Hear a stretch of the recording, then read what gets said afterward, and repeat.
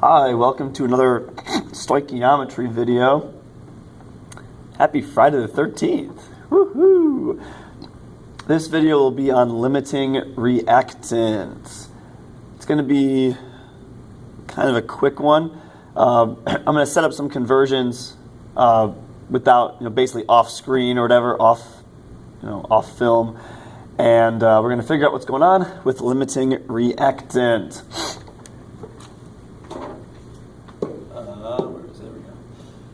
All right, limiting reactant. In this example, we're trying to find the limiting reactant if this many grams of carbon disulfide react with this many grams of chlorine. Awesome. Limiting reactant. It is just what it sounds like. It's the reactant that limits the reaction. So which one runs out first? So basically, it's a big question. Do we run out of CS2 first, or do we run out of chlorine first? Now, the very popular answer is, that, because we have less of it. No, don't do that, because that doesn't work. The reason that doesn't work is because the molar mass of CS2 and Cl2 are totally different. And actually, they're kind of similar. Oh well, coincidence. But the molar ratios between them are different. Also, the molar ratios between, each of these is also different. So you can't just look at the masses you're given only. There actually have to be some conversions to be done. So the question is, what do we convert? Well, when you're only determining limiting reactant, you're going to pick a product. So I'm going to pick my favorite product. I'm just going to pick CCl4. All right, why? Because I feel like it. That's all. I mean, if you're only trying to determine the limiting reagent or limiting reactant, pick a product. Now, if I ask for, what's the theoretical yield of this, then you should probably convert each one to that. But I'm not asking for that here. So I'm just going to convert each of these into grams of CCl4. So I'm going to do two conversions, and so I'm going to pause it, do two conversions, and I'll have some answers in just a little bit. Actually, immediately for you, about 5 minutes for me. Woo. All right, there we go. So I've set up a couple conversions for us. Let me get pink for Valentine's Day. There we go.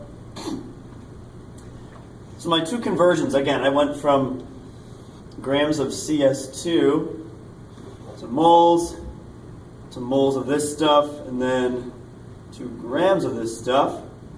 I got 8.08 grams of the product. Over here, I just used my starting mass of Cl2, went to moles, divided by the mole ratio, which was 3 moles of Cl2, and then went to grams of the same product. Note how, here, let me erase some of this stuff. All right, note how that part and that part are the same in both of these conversions. The reason is because you're just converting to the same product. So why would that be any different? Quick answer, it won't be different, it'll be the same. So I got 2 different masses, both of these. So my question I'm looking for is I need to determine the limiting reactant. Just think about recipes. My favorite, again, is to think about s'mores. Let's say that carbon disulfide is your marshmallows. If you use up all your marshmallows and you can make 8 s'mores, that's cool. But what if, based on the mass of your graham crackers, you can only make 5.3 s'mores? How many s'mores can you make? The answer is that you can only make that. All right?